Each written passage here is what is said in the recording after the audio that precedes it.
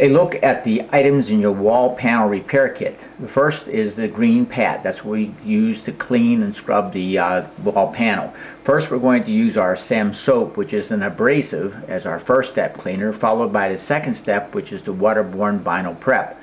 Now you get some tools. Of course, you get a set of tweezers, you get trimmers. That helps clean up the area before you start. We have a trowel knife. That's for applying your compound. The next item is our backing fabric. Now it's shiny on one side and perfectly smooth there.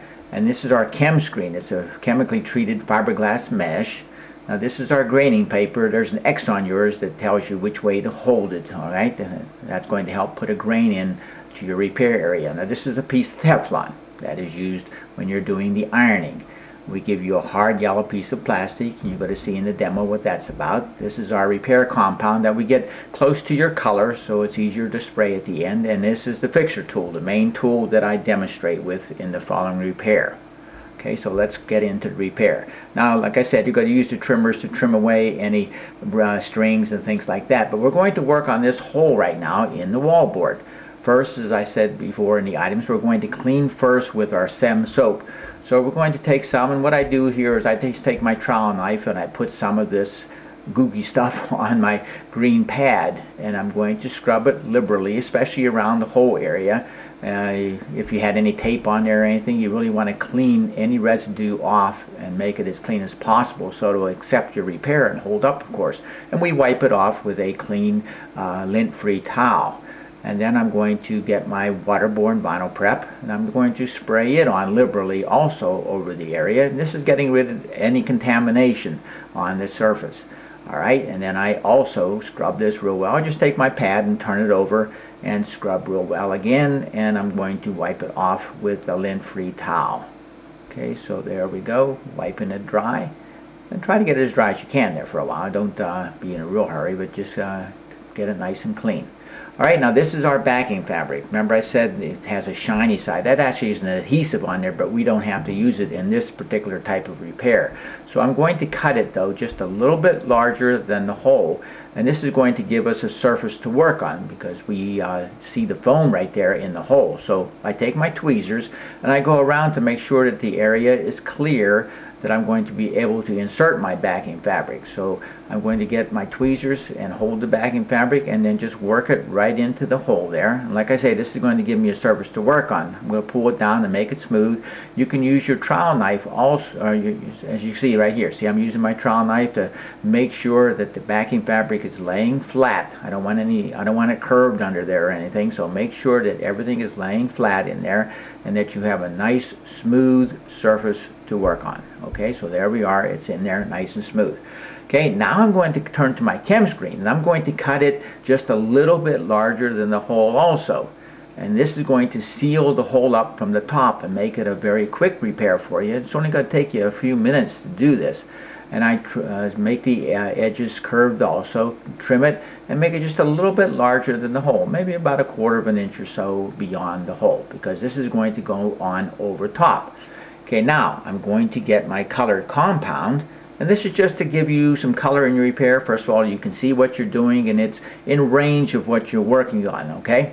Now I'm going to take my palette knife and get some of the compound on there, and I'm going to put it into the hole. And I'm going to actually make it level. It's good to have a paper towel with you to clean up any mess that you might make or clean off your knife, as you're going to see that I'm going to do that. Okay, so I just put a nice big glob in there, and I'm going to clean off my knife in a second here. Okay, there we go. Okay, like I say, be neat and clean too when you're doing this. And now I'm going to take the palette knife and I'm going to make this area smooth. So I'm just going to come right across, a light touch, because I don't want to draw it out of the hole. I want it to stay in there. Okay, now if I go out a little bit further than I want to, I can actually cut it off there. See, with my palette knife, trim it out, make it level though, smooth. You can use your finger or your paper towel just to get rid of any excess also. Now I take my chem screen and I go with my trowel knife over there, and see, it's going to stick right there very easily. And I'm going to take just a little bit more compound and I'm going to put it over top. And we're making what we call a chem screen sandwich here. We have compound underneath, we have our chem screen, and now we have compound again on top. And again, I want to try to make this smooth and level So I'm going to come across with a light touch with my trowel knife. Okay, now I turn to my piece of Teflon, and I'm sure you can see what that is, and this is a hard yellow piece of plastic. Now what I'm going to do is get my fixer tool. Now this is a hot tool, so be careful how you lay it down, and be careful that you don't touch the end there. We're going to use the iron head there, that little circle, for this part of the operation. Now I'm going to put my piece of Teflon on, and I try to line up, and I go and I'm ironing here, and as you see, I'm always moving. You don't stay still so that you don't burn anything. You keep moving all the time, and this is in real time here, so you can see about how long I'm doing it, but I'm definitely moving around. And then I put my hard yellow piece of plastic over the area, and I'm waiting for it to cool. Now I'm using my fingers to try to make sure that it'll stay level, because it's so hot underneath there that it will make the area flat and level for you, which you want. Okay, so now I'm waiting for it to cool a little bit. You don't want to take the Teflon off too soon.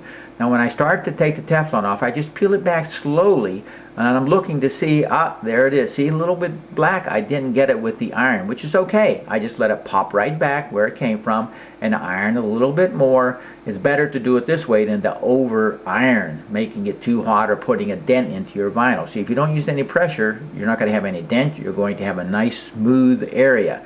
Okay, so again, I waited long enough for it to cool, and I peeled off my Teflon, and there we go. Okay, so that's just my first step. That was complete there. Okay, now I get a little bit more compound, and I'm going to do the same thing, but I'm going to try to make it as level and smooth as possible. I'm actually right on level with the surface, right? So I don't have to build up or anything. So I'm just going to come across with my knife again once I clean it off, and I'm going to come across, and again with a nice light touch, I'm going to try to make this as smooth and level as possible. Okay, up and away. All right. Now I'm going to go with my piece of graining paper. Now you have a choice. You can use the graining paper, or you can just use the piece of Teflon if you want to, if you don't want to put grain in. Either way is okay, but putting grain in will actually take the eye away from your repair a little bit. But you want to be careful with the graining paper. This is paper, so if you overheat it, you can actually burn it right into your vinyl. So as you see, you can scorch it a little bit. That's no problem, because the iron is very hot. And you can use the graining paper over and over. So a light touch, and I'm just moving it in circular motion there, trying to stay just over the area where I have the compound. That's important also.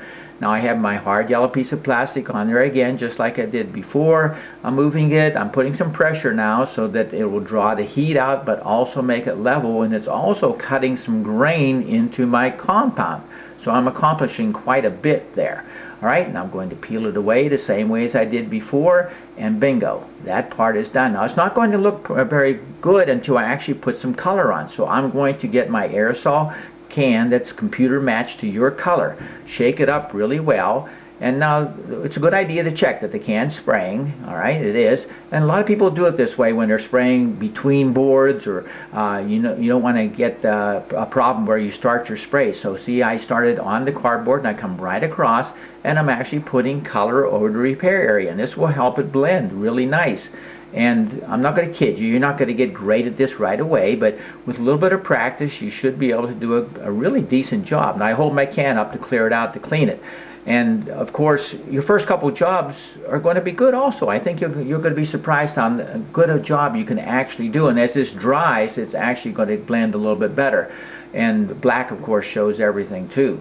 Now I want to show you one other tool. This is our heat gun, just as an optional thing that you can do maybe in the future as you get better at this. I'm putting some compound just on the wall board just to show you what I'm going to do with the heat gun. This heat gun comes with a special reducing cone, and now with the heat gun I can see what I'm doing. I did everything with the iron, which you can do, and maybe many people are happy doing the repair just that way. So I turn my heat gun on. It gets very hot, and I'm going to cure out my compound. Instead of using the iron, see, I can do it here. Now I always iron in the chem screen, so you're never going to get away from that. You always want to iron it in, but then you can switch to your heat gun and then finish off your repair like that. I just wanted to show you this other way. So good luck in doing your repair work.